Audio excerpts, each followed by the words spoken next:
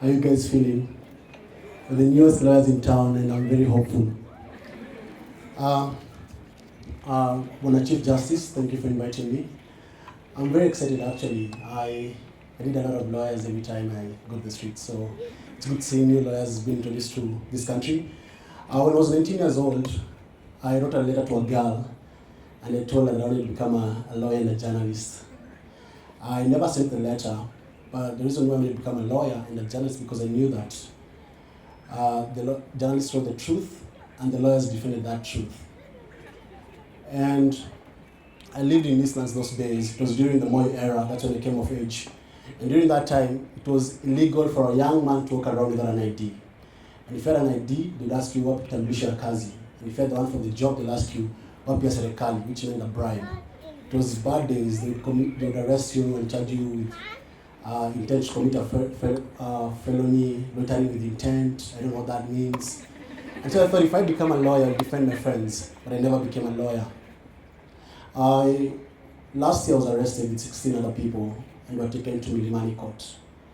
When we were in court, there was two young men who had been arrested and they had a different charge. And when they came to court, their charges were read to them and they were told to come another day for a mention. And then the prosecutor requested the court to allow the people to be remanded at Pangani police station. And when we were there, one of the men raised his hand and said that they had been tortured at Pangani police station, and he requested the magistrate not to have them remanded there. But the magistrate listened to the young man, and then he told the young man, that's none of my business. I was shocked. Like every other Kenyan, I tweeted about it. But what shocked me so much was not even the magistrate response, which was actually shocking. What shocked me very much is that we had many lawyers in that court, among them some prominent lawyers who can represent us, and none of them said anything. And I thought, if what the magistrate did was wrong, and my learned friend understood it was wrong, why did they say anything about it? And that bothered me. And last year there were two cases as well. There was a case of a man who was arrested in Nyeri for sleeping with a cow, or having sex with a cow, and was jailed for 6 years. And in his mitigation, he told the court that he'll never do it again. He was a young man, he had a bright future, and pleaded for mercy. And a lenient sentence was sent to jail for 6 years. Another one in Kirinyaga was jailed for 14 years for having sex with a donkey or a cow.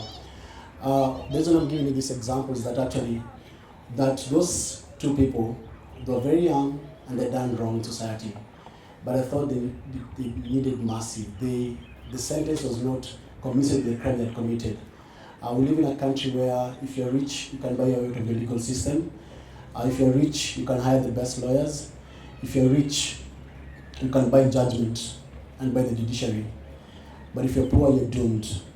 And my hope that when I look at you guys, I feel hopeful because we live in a very polluted country. The judiciary is like a river. The river is polluted.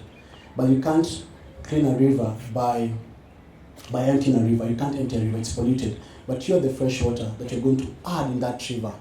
And I'm hoping that you're not going to get polluted by the system, that you're going to stand by the truth, that the judiciary may not be all rotten. There's reforms going on, but you are the only ones who can change the system. You're young, most of you are born post-Moi era, or you grew up when Moi was not in power. So you don't understand the struggle that I went through. Actually, I grew up a bit of Moi and a bit of Kibaki, but I came of age during Moi's time. And some of us can't remember the struggle that happened for us to get a new constitution. People died, people were tortured, people went to detention, and a price was paid. Blood was shed for the constitution. And I believe that we have a right to defend that constitution. That is our God-given right. It's our patriotic duty as the learned friends that have been sworn in today to defend that constitution. Because we can't afford to go back to where we came from. And going back to the legal system and how it favors the rich. A young girl was arrested last year at an abortion clinic. She was about 16 years old in the full glare of cameras, and she was arrested with the doctor who was performing the abortion. And I remember tweeting about it, asking guys for a lawyer to help bail out the girl because she was arrested, she was bleeding, and she was locked up at Pangani police station, and I didn't get anyone. So I beseech you and I beg you that please do pro bono cases. We have thousands of Kenyan languishing in jail because they can't afford legal services. We live in a country where we elect crooks. We live in a country where if you're rich, you can't do anything and get away with it. But our jails are full of thousands and thousands of Kenyans who are innocent, and they need you. They need you, and they need to talk to your fellow colleagues and your fellow classmates and the guys who are coming behind you, that you need to actually defend those people. The poor need you. You're going to make money, and you'll get a lot of people enticing you with money, power, privilege, access, shortcuts. But at the end of the day, I would like you to make the right decision. Have a strong moral compass. Come up with strong ethics and values. Let them guide you. Because at the end of it all, even the man who kept lions as pet died and left the world behind. So no matter how much wealth you accumulate, it won't help you. You have 10 pairs of shoes, you can only wear one. You have 10 cars, you can only drive one. You have 10 suits, you can only wear one. Why don't you live for something bigger than just accumulation of wealth? You're going to try and count your life with billable hours. But I beg you, don't do that. Actually, live your life not on billable hours, but how many lives are you making a difference? That every single year, you look at your pro bono cases and say, I got one innocent man away because I took my time to go and represent them. There are men and women in Kamiti, Langata, Industrial Area, Kodiaga, Naivasha, Shimolatewa, all those prisons, they need you. This country needs you. You're brilliant, you're young. It's our generation that is going to save this country. You don't have to become an activist, but guess what? You can become an activist in the court circles. You can be the person who defends the poor, who have no one to defend you. Our Chief Justice was an activist. And so your time will come.